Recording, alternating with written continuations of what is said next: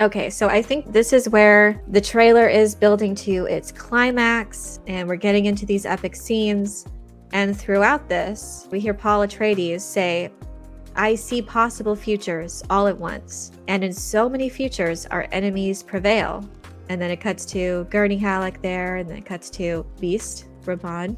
Also, is this a vision? Is this, since it's accompanying Paul's words, I see possible futures all at once where our enemies prevail. In so many futures, our enemies prevail. But I do see a way. There is a narrow way through. And oh my goodness, this part was so cool. The sound design here is amazing. I wish I could play it, but I can't. I'm actually surprised they showed this scene. I thought this was just going to be like they're just going to tease it. I have seen concept art for it though, so we're seeing the concept art come to life. And again, as I was saying before, with like creature designs and movies with heavy visual effects involving these monumental creatures, you can think of the Godzilla and Kong movies. Most scenes are done, at nighttime, and they cover up a lot of flaws. They don't look real, and obviously they're not, but they should look real. They should look tangible, and that is what's so amazing in this particular scene. This looks real.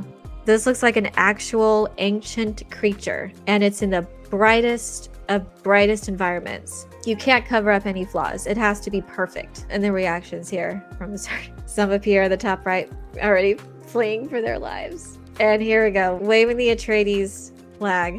And they did say, I think Timothy Chalamet commented that they did ride on actual, like it was a practical, all of that, the Sandworm itself, what they were on was practically made. It was real. So having that harmonious fusion between CGI and practical effects.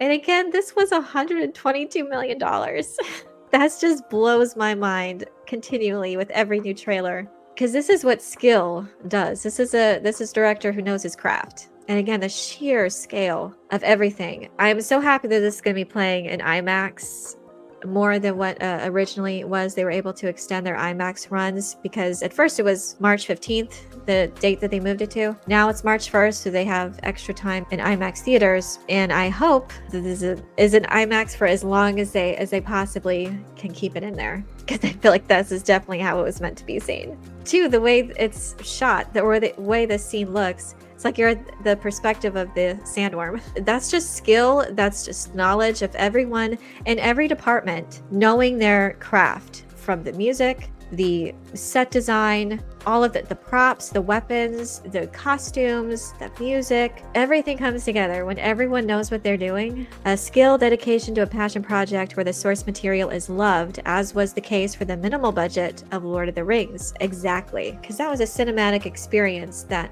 for the ages, and those are some of the best movies of all time. And I feel like this could be one of those to be remembered. And that's what movie making should be at its core, like not content, but to create cinematic experiences that will be remembered, that people will want to rewatch, experience over and over again, that will buy, the 4K versions, the extended versions, hopefully, if Denis will ever be persuaded to release those deleted scenes at least. This one will be, I feel, could be one of those legendary movies that will stand the test of time. Again, we saw this in concept art, I think it was in Empire magazine.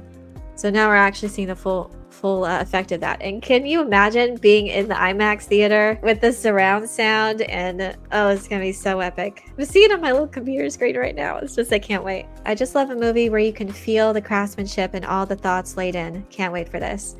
Exactly. I've been continually impressed by everything that I've seen, at least visually, and everything I've heard. And again, this trailer was so well done. The way the music crescendoed, so many details in that I could just spend an entire live stream just breaking down, but it all comes together. And again, like that's why it was such a disservice for when Dune Part 1 was nominated for so many awards except for Best Director, which he's the one that is head of all of these departments. So it definitely warranted recognition of his work. So I don't know, Dune Part 2 should get all the nominations, seriously, just from what little that we've seen so far. And this is a 2 hour and 46 minute movie. That's the official runtime.